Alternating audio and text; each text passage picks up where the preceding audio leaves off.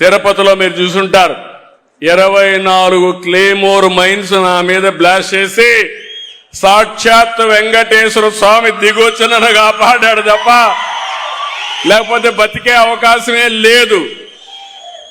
అది నా భక్తి, అది నా కమిట్మెంట్ కూడా.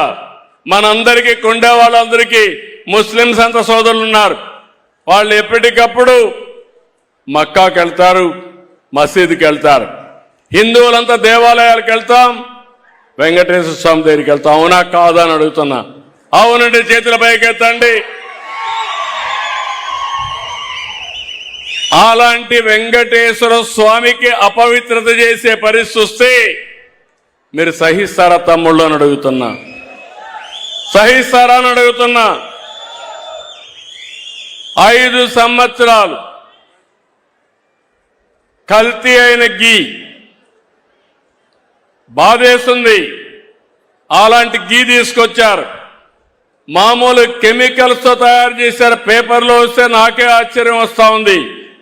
ఎలాంటి కెమికల్స్ అంటే మన బాత్రూముల్లో వేసి క్లీన్ చేసే కెమికల్ ని గీలో వేసి దాన్ని మళ్ళీ లడ్డు చేసి మనం తినే పరిస్థితికి వచ్చామని వస్తున్నాయి. శ్రీశైలంలో కూడా కల్తీ జరిగిందని. కెమికల్స్ 2 ఉన్నాయి. కెమికల్స్ వాడినప్పుడు కొన్ని వెజిటబుల్ వాడతారు. వెజిటబుల్ ఫ్యాట్ వాడితే ఎక్కువ రేటు, అనిమల్ ఫ్యాట్ అయితే తక్కువ రేటు. అది కూడా కలిపారని ఎన్డీడీబీ రిపోర్ట్ ఇచ్చే పరిస్థితికి వచ్చింది. నిన్నే మాట్లాడాడు, సిబిఐ ఇచ్చింది, సిట్ ఇచ్చింది, ఏమీ లేదని చెప్పింది అని అంటాడు.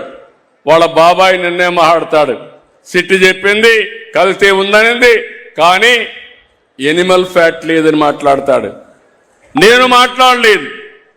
నేను ఎందుకంటే ఒక భక్తుడిగా చెప్తున్నా, నేను కూడా మాట్లాడకూడదు. వెంకటేశ్వర స్వామి పవిత్రత కోసం అని ఆలోచించాను. Please subscribe to Leo news for more videos.